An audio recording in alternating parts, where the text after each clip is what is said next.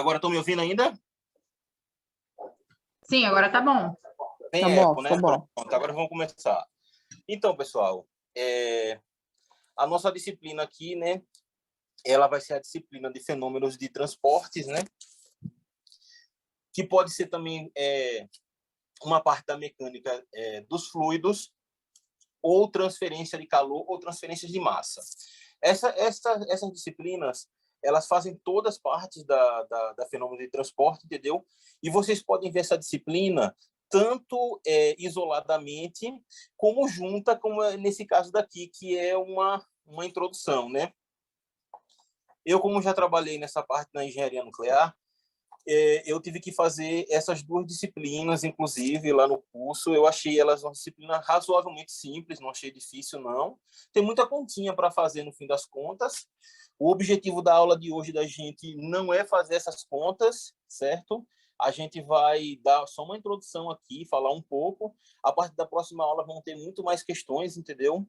E até porque nesse curso do CDE, os outros cursos têm muito provas anteriores, tem outros livros, apostilas, e esse daqui, eu não sei se é a primeira vez, não tem absolutamente nada assim a princípio, mas a gente vai tocando o curso de maneira boa. Eu tenho aqui na minha biblioteca, eu tenho alguns livros de mecânica dos fluidos, eu tenho transferência de calor, tenho transferência de massa, tenho termodinâmica também aplicada, engenharia, essas coisas, e a gente pode fazer um mix, uma salada muito boa.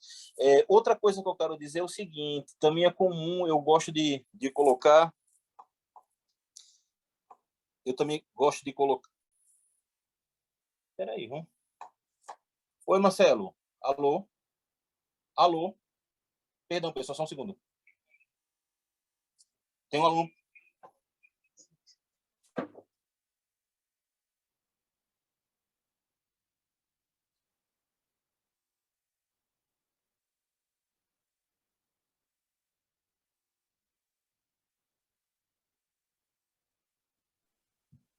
Boa noite.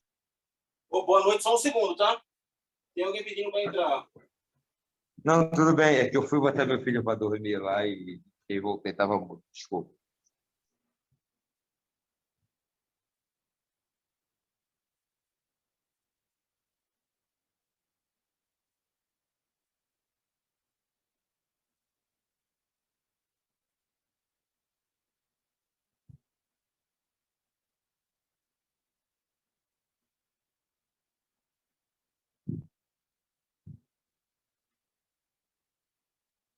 Então, voltando. Deixa eu ver se a aluna consegue entrar aqui. Então, como eu estava dizendo, né? Então, é uma disciplina que tem lá as suas facilidades, exige-se algumas contas, mas, no fim das contas, os conceitos eles são bem básicos do que fazer, entendeu? E eu acho que a gente vai ver dessa maneira aqui. Então, nessa primeira aula, a gente não vai acabar, só vai ver nos conceitos introdutórios e uma definiçãozinha aqui do que seria um tensor, um vetor e um escalar, que são os itens, os entes matemáticos que a gente, porventura, trabalha aqui, certo? Então, vamos começar lá. Eu estou usando o livro, basicamente, né? Não tudo, né? Mas vamos lá, né? Como a gente falou, né? Essa disciplina, ela trata do fenômeno, do estudo... Perdão. Do estudo... Vão me perdoando pela minha letra, que nunca foi bonita, mas já foi pior. Dos fenômenos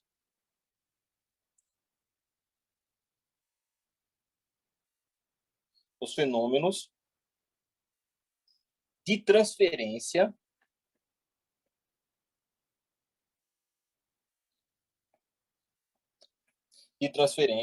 e aí essa transferência ela pode ser de quantidade de movimento, certo? Quantidade de movimento é a primeira. Ela pode ser de calor, ok? E ela pode ser de massa, certo?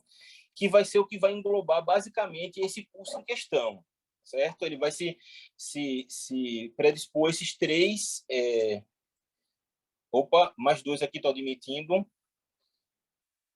Pedro, Marcelo e Natália. Estão ingressando. Só um instante.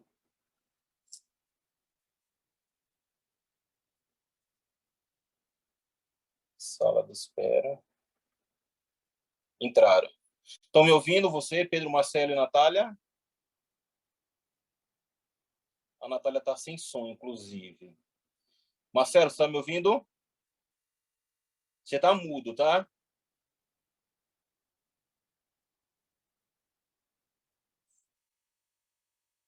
Ok, então vamos lá. Dando continuidade aqui, o que a gente estava falando. Então, são basicamente esses três aí.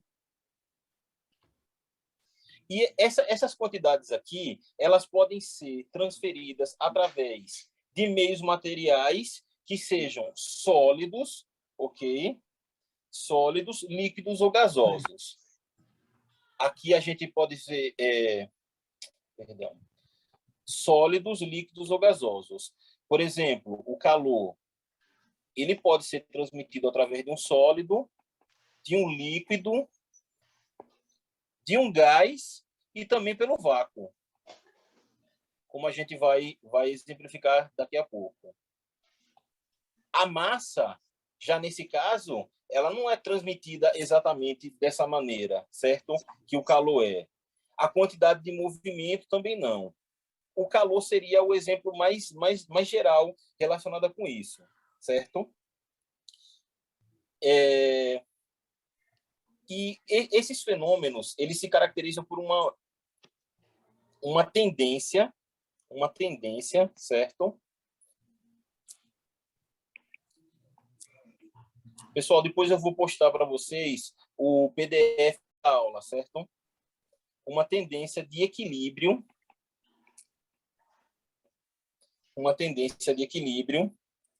das quantidades físicas envolvidas.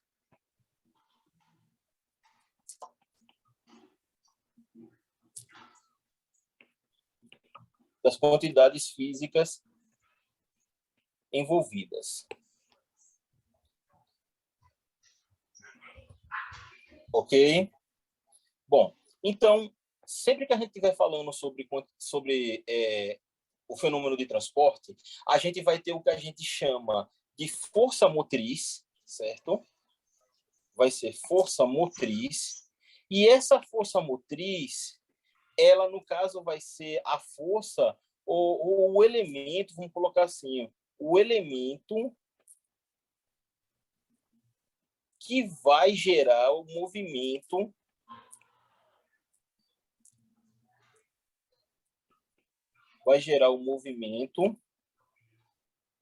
ou a transferência.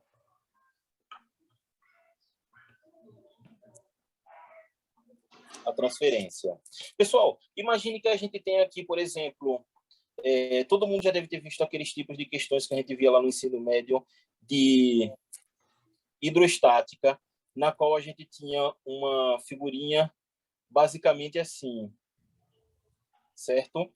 Na qual a gente podia colocar aqui nesses elevadores um carro, vai perdendo por esse carro horrível aí, certo?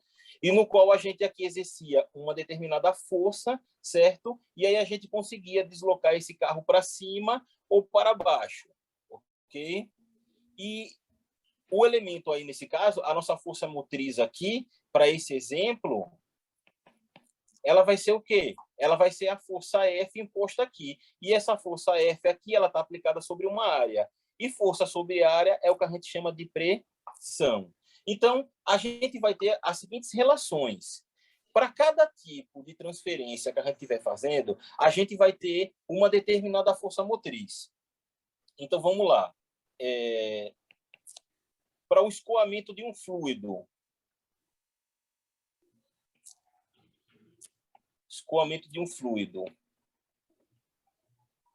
um exemplo de escoamento de um fluido é esse elevador aqui. Imagine que nesse elevador daqui a gente tem o seguinte, ó, ele esteja totalmente preenchido aqui por um determinado óleo, vamos dizer que seja um óleo, ele apresenta uma densidade, não vamos entrar no formalismo matemático da coisa, mas está aqui. Ao aplicar essa força F nesse ponto daqui, eu vou fazer com que molécula a molécula daqui seja empurrada, certo? Aqui ele vai se expandindo, essa força vai se distribuindo, de maneira que eu vou ter uma ação do lado seguinte. Então, no escoamento de um fluido, a nossa força motriz ela vai ser o gradiente de pressão. O gradiente de pressão. Certo? Aqui para a nossa letra B. Na transferência de calor. A transferência de calor. Para a transferência de calor, o que vai ser a nossa força motriz, você imagina o seguinte. Imagine que eu vou dar um exemplo de Angra dos Reis, que foi onde eu trabalhei. Lá você tem o reator nuclear, certo? Você tem um reator nuclear, PWF, que a gente tem lá. E aí você gera aqui, você tem um circuito, certo? Que é chamado de circuito primário, que é a parte que é ligada no reator, ok? E aqui, junto a ele, colado a ele, você tem um outro circuito chamado de circuito. Aqui é o primário e aqui é o secundário. E aqui no secundário você tem uma coisa chamada gerador de vapor.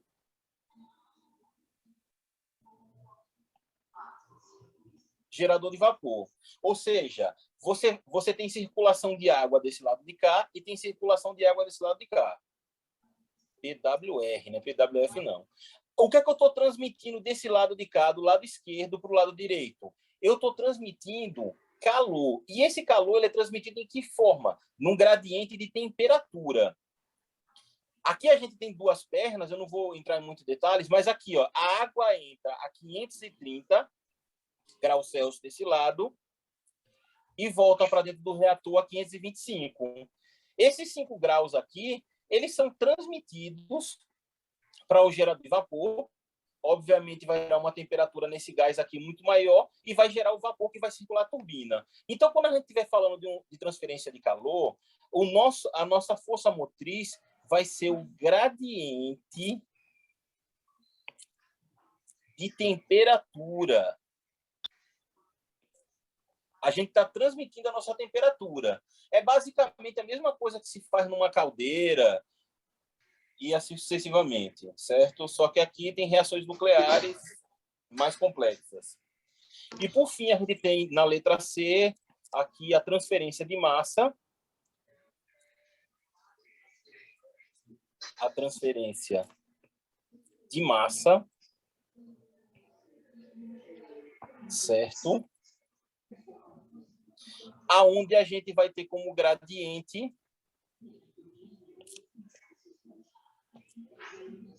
as concentrações. Concentrações de quê, professor?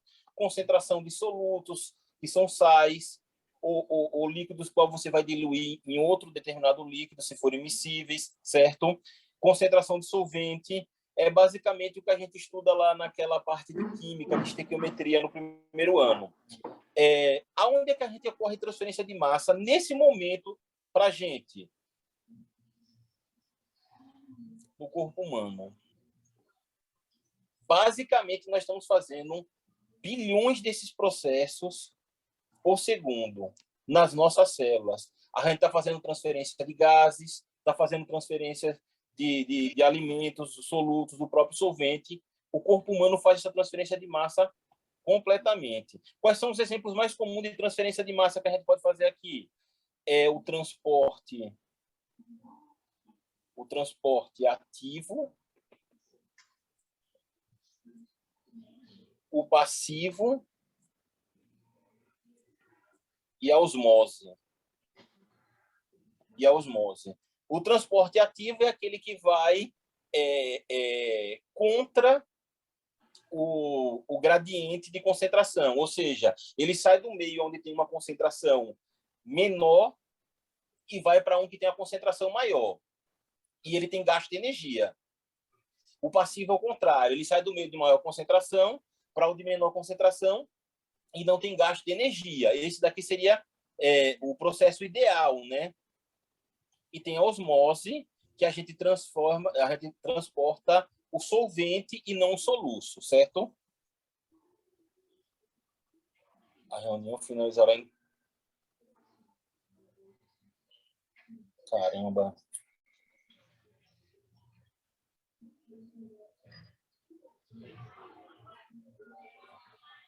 Só um instante aqui, pessoal, que ocorreu... Pronto, voltei. Então, vamos lá, pessoal. Talvez eu tenha que parar a reunião e voltar, mas vamos lá, eu vou ser mais breve possível. Então, esses daí são nossos exemplos de transferências que a gente tem. Basicamente, isso daqui ele é um objeto de estudo da engenharia, certo? A engenharia, ela diariamente, ela se senta sobre esses processos. Os exemplos mais comuns disso daí são praticamente hoje o mundo moderno ele foi construído dentro desses escoamentos, certo? E essas aplicações que a gente pode fazer, as principais na engenharia são a de tubulações.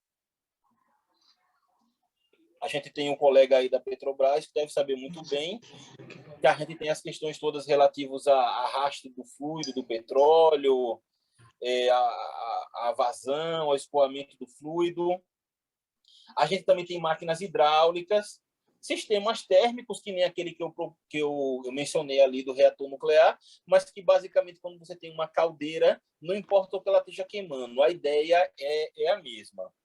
Então, hoje, para se gerar energia, a gente, praticamente todos os nossos métodos, com exceção de alguns poucos, eles são feitos a partir desse escoamento de fluidos, ok? Certo, então vamos lá. Vamos pensar agora na transferência da quantidade de movimento. Transferência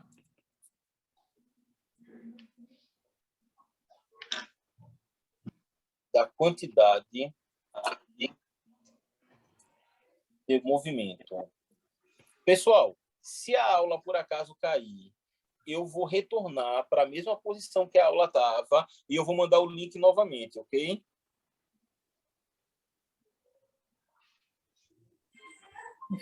Tá ótimo.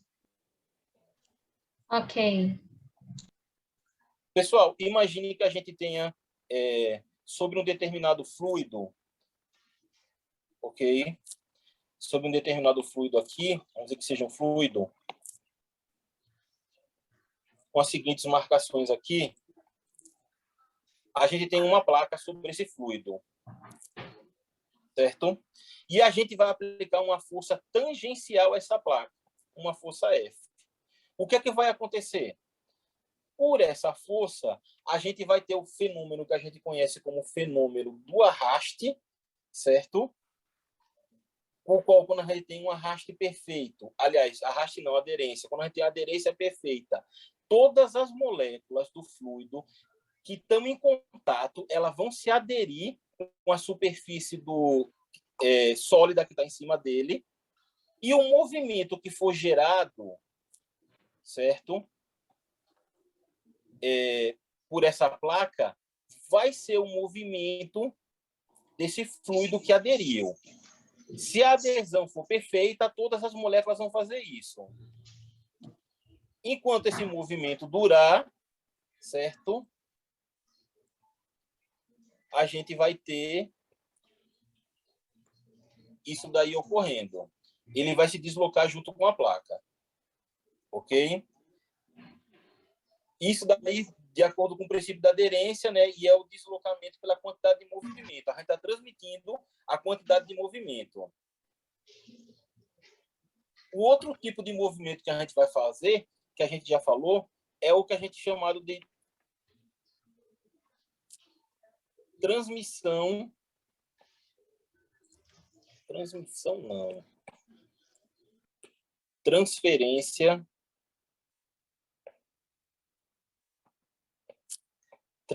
de calor. E essa transferência de calor, a gente já viu que ela se dá pelo gradiente de temperatura. Então, pessoal, é o seguinte, novamente aqui, imagine que você tem uma parede, certo? Na qual ela está exposta a um determinado fluxo de calor. E que a temperatura nessa parede aqui seja T1, ok? E essa temperatura aqui seja T2, do lado de lá. O que é que acontece? Simplesmente, o calor, ao incidir do lado do esquerdo, onde está a temperatura T1, ele vai transmitir esse calor, certo? Durante esse processo. Ele vai ser transmitido, ele pode ser transmitido nesse carro daqui, se tratando de um sólido, é por meio de condução, então vai ser partícula a partícula, de maneira que a gente vai ter uma elevação na temperatura de T2. Porém, T1, ela vai ser maior do que T2, certo? E claro que se eu determinar por um período de tempo muito longo, essas temperaturas elas podem se igualar, né? Num universo perfeito. Transferência de massa. Vamos enfatizar rapidamente aqui. Transferência de massa. Pessoal, como eu lhe falei, só que antes de prosseguir aqui, ainda tem 3 minutos. Antes da gente prosseguir aqui na transferência de massa, tem que se dizer que existe uma diferença entre a transferência de massa e o escoamento de um fluido. Quando a gente está falando de transferência de massa, a gente está falando de variação de concentração. Isso aqui representa a concentração, que pode ser para qualquer coisa. Ou seja, um determinado soluço. O sal numa amostra, você coloca uma membrana semipermeável ali e ele migra de um lado para o outro. A gente está tendo essa variação de concentração. O que é diferente da gente ter uma variação de um determinado fluido. Porque essa variação de um determinado fluido macroscópica, ela vai se dar por uma diferença de pressão. Um exemplo disso é aquilo que eu mencionei, daqueles elevadores hidráulicos. Quando a gente pressiona ali, a gente está incidindo uma força ali e está fazendo com que essa pressão, essa quantidade, ela vá sendo distribuída e forçando o elevador a subir, certo? Então, é uma diferença entre a variação de concentração e a distribuição de um determinado fluido qualquer. Vou botar o delta de um fluido aqui, ok? Só fazer essa distinção. O exemplo que eu citei aqui anteriormente se você pegar aqui, por exemplo, imagine que a gente tem aqui, desse lado de cá, água, certo? Vamos dizer que a gente tenha um determinado sal qualquer aqui, e do lado de cá a gente tem a água. O que é que vai acontecer? Se tratando de uma membrana aqui, semipermeável,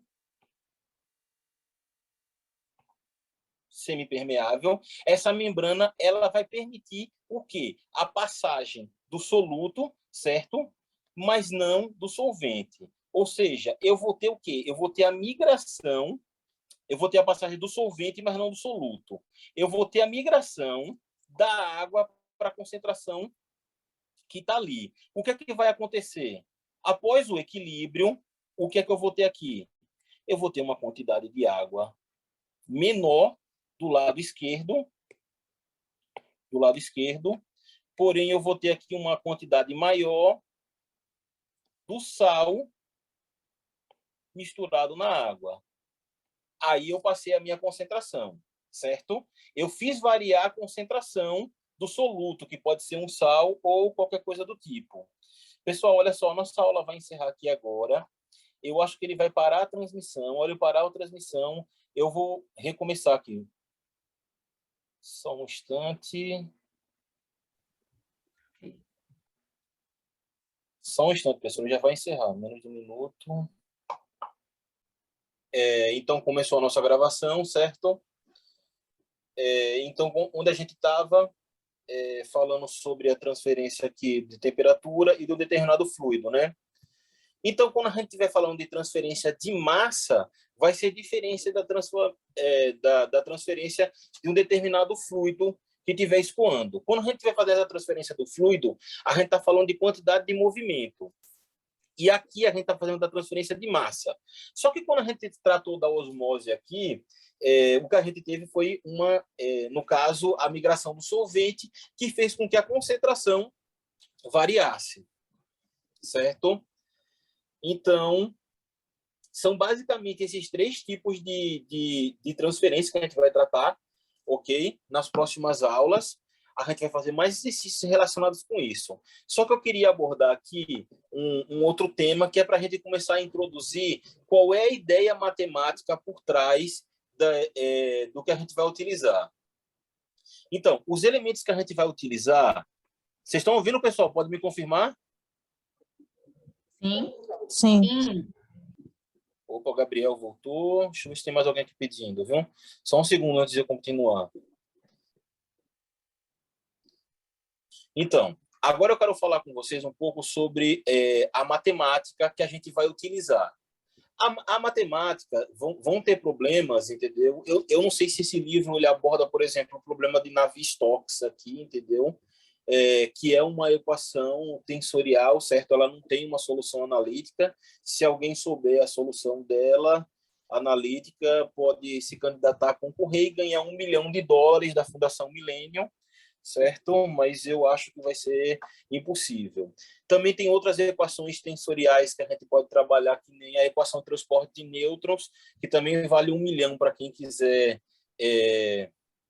tentar essa maravilha, certo? Mas eu, por exemplo, acredito não estar com essa capacidade. Acredito não estou. Só que a matemática que a gente vai trabalhar aqui, ela vai se basear principalmente em a matemática tensorial, e a gente vai ver agora, exemplificando, que tensores, eles são basicamente vetores ou escalares. Na verdade, vetores e escalares, eles são casos particulares de tensores. Então, diferente do livro, eu resolvi fazer uma abordagem contrária. Eu vou abordar o que são tensores, certo? E daí a gente chega lá no que são vetores. Ok? Então, tensores, eles são entidades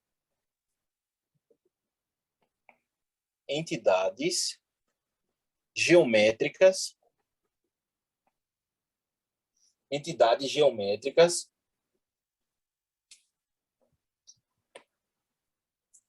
que são introduzidas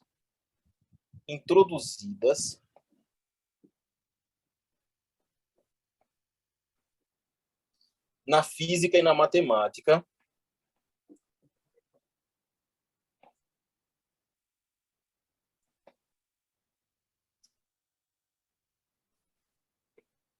e a esta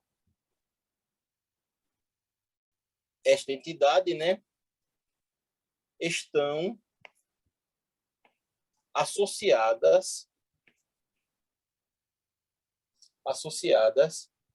um conjunto de operações.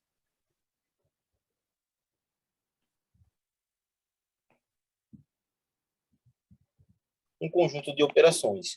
Normalmente, a gente tem o que a gente chama soma e produto, que são as únicas operações que existem, né? No caso, subtração, ela é uma soma invertida, e divisão, ele é um produto invertido, né? É a maneira mais matemática da gente abordar isso daí. Certo? Mas tá certo. E o que é que isso quer dizer na prática? O que é que seria? Vamos lá, se eu fizer um desenhozinho aqui, tridimensional, qualquer, pessoal, vocês vão me perdoando, mas eu sou, olha, péssimo desenhando. Então, eu vou me esforçar aqui para fazer o melhor possível.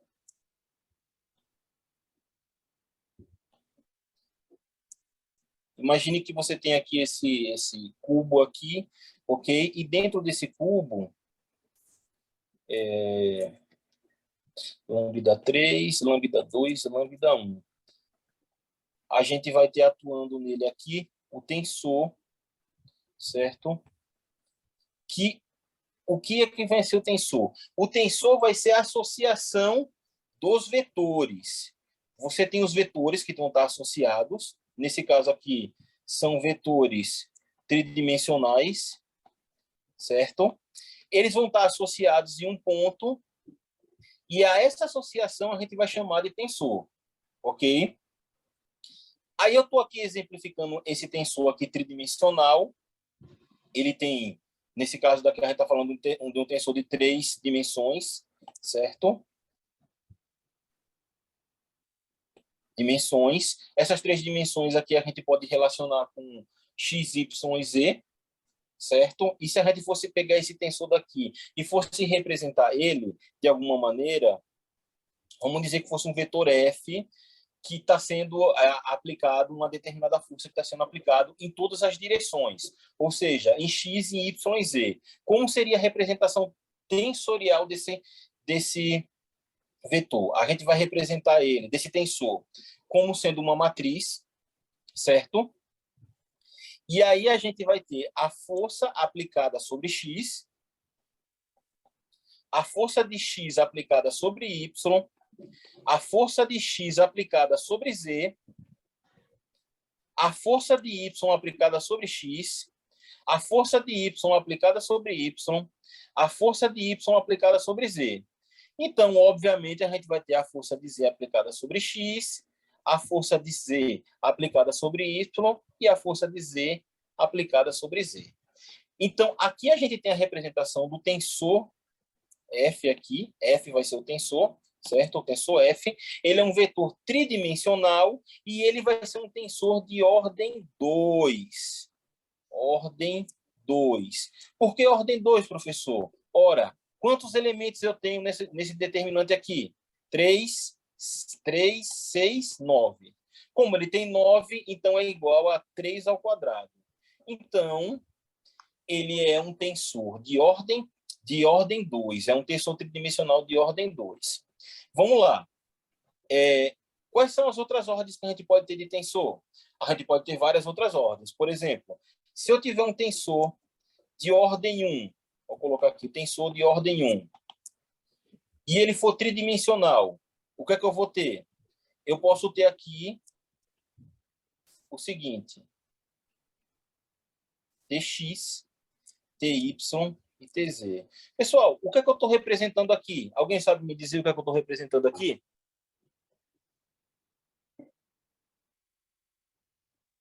Alguém sabe? Alguém se arrisca? Isso daqui é um vetor coluna. É uma maneira da gente representar o vetor coluna. Ou seja, um tensor de ordem 1 é um vetor. É um vetor. Dentro dessa mesma condição, se eu tiver um tensor de ordem 0, o que é que eu vou representar aqui, pessoal? Simplesmente uma variável escalar, certo? O que é que o escalar está me dizendo? O escalar, ele simplesmente me aponta um valor em um determinado ponto. O que é que o vetor me apresenta? O vetor, ele me dá não só um valor, mas como ele me dá uma direção e um sentido. E o tensor, ele faz a relação entre os vetores, ok? Ele faz a relação entre vetores. Então, todo vetor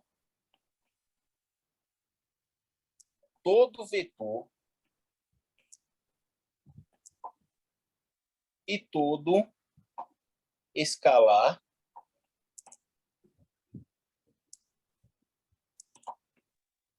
é um tensor, mas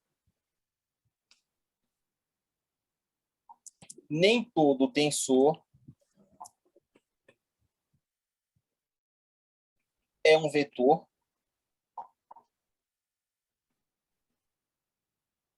ou escalar.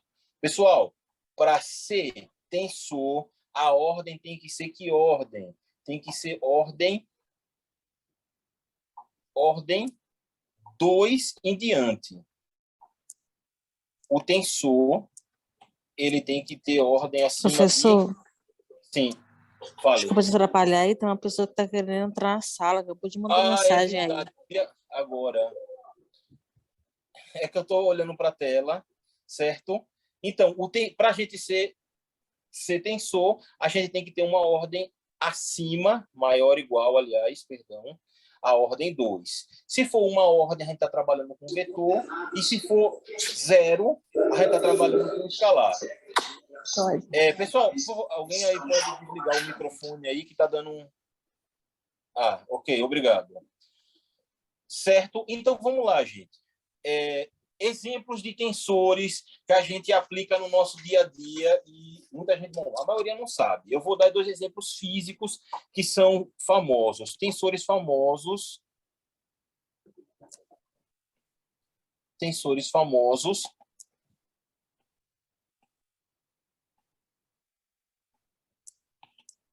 Esse aqui é o tensor eletromagnético, certo?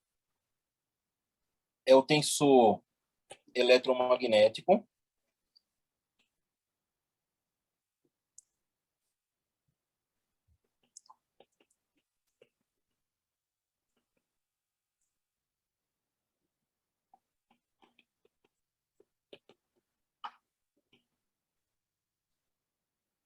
Ele é o tensor eletromagnético. E aqui a gente vai estar relacionando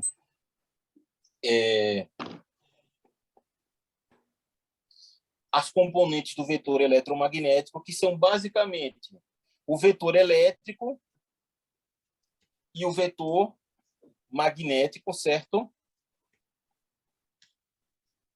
Está aqui. 0 e 0. Aqui tem menos Bx. E Bx. Pessoal, olha só. Vamos contar os elementos desse tensor aqui, ó. Aqui na primeira coluna tem quantos? 4. Na segunda, mais 4. Na terceira, 4. Na terceira, 4. Então, a gente tem 16 elementos. Eu pergunto para vocês, qual é a ordem desse tensor? 2. Qual é a ordem? Qual é a ordem? Vai lá, quem arriscar, fala aí. Ordem 2? Ordem 2, perfeito. A ordem é 2, é no mínimo 2. Agora eu pergunto a você, quantos elementos tem? Esse daqui é um tensor o quê? É um tensor quadridimensional, certo? Na engenharia não usa, mas na física usa, porque a gente trata o tempo como uma das componentes, ok? Geralmente a gente vai ser só tensores tridimensionais, mas ele é um tensor de ordem 2. Por que pode cair uma pergunta relacionada com isso? O próprio Einstein, ele criou um conceito de tensor, certo? Na verdade, não foi ele. Ele pegou a ideia de um matemático chamado Minkowski, que ele criou um tensor que relaciona a gravidade. É o chamado tensor de Milwaukee. Minkowski. Certo? Ele é basicamente isso aqui, ó. Quando eu estou colocando só um 0 aqui e um 0 aqui, ele está me dizendo que todos os elementos desse vetor aqui, fora os que estão na diagonal principal, eles são nulos, certo? Esse tensor de Minkowski, ele é muito importante, a gente utiliza ele em relatividade geral. Então, a gente está aplicando ele nesse momento, né, fazendo certas correções para fazer a nossa transmissão. É um exemplo de tensor famoso, ok? Mas vamos lá. O mais comum a gente trabalhar são os tensores de ordem 1. Se a gente tem um tensor de ordem 1, a gente tem o quê? Um vetor. Tem o quê, pessoal? Vetor. O que é que um vetor tem que ter? Ele tem que ter módulo, direção e sentido. Sabe quem foi que me explicou isso a primeira vez? Foi Marcelo Batata, lá no longínquo 2001.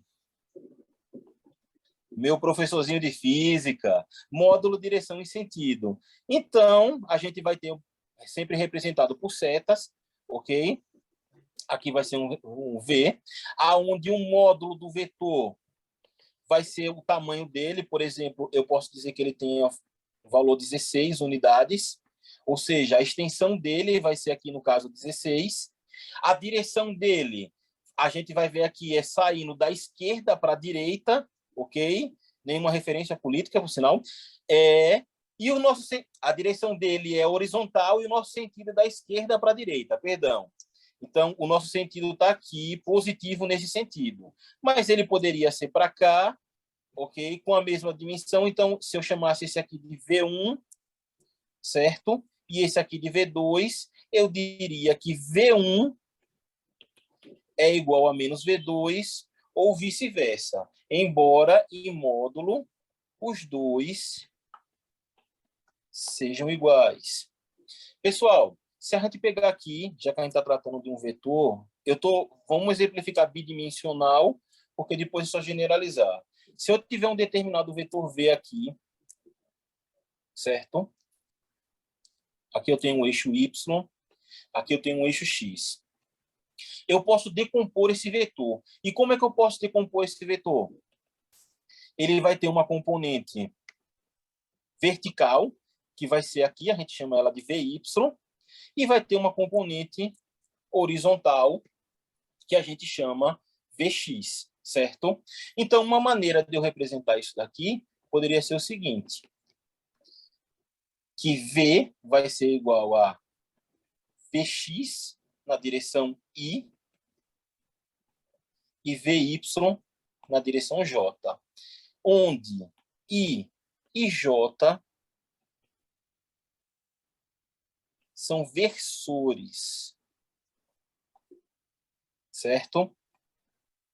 Izinho aqui e J, certo? É uma maneira de eu representar. E aí, claro, obviamente, eu posso fazer uma série de relações para obter, pelo ângulo, entendeu? As devidas relações, certo? Como for de interesse. Por exemplo,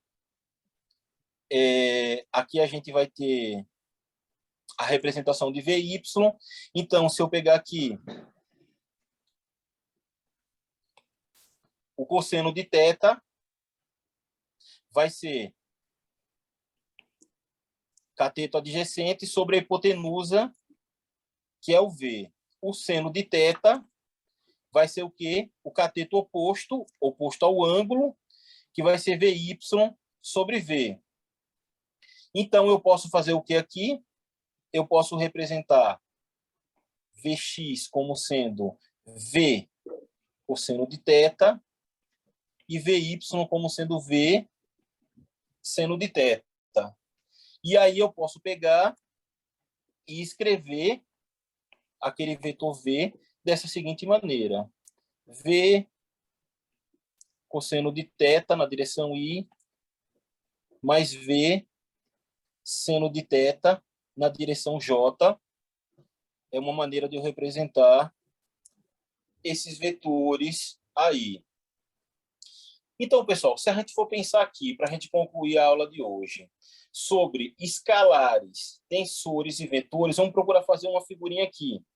Imagine que você tem um determinado ponto aqui, eu vou colocar ele em vermelho aqui, e eu vou fazer uma representação aqui. 10, 11, 21, 33, 44, 77, 88, 19, 19 aqui, 8, certo? O que é que eu estou representando aqui, pessoal? Alguém se dá alguma ideia do que eu posso estar representando aqui em torno desse ponto vermelho? Eu estou determinando valores, né? O que seriam esses valores? O que é que poderia ser? Poderia ser, por exemplo, temperatura. Se fosse temperatura, entendeu? O que é que eu estou representando aqui? Eu estou representando um escalar. Ele só me dá a representação de uma quantidade, de um valor, certo? Em um ponto. Por exemplo, se for a temperatura na escala de graus Celsius, eu aqui vou ter 19 graus, aqui eu vou ter 77 graus, aqui eu vou ter 8, aqui eu vou ter 33, e é isso que ele está me falando. Mas repare só, ele só me dá um valor, ele não está me dando direção e sentido. Então, se eu pegar aqui agora e fazer o seguinte, ó, o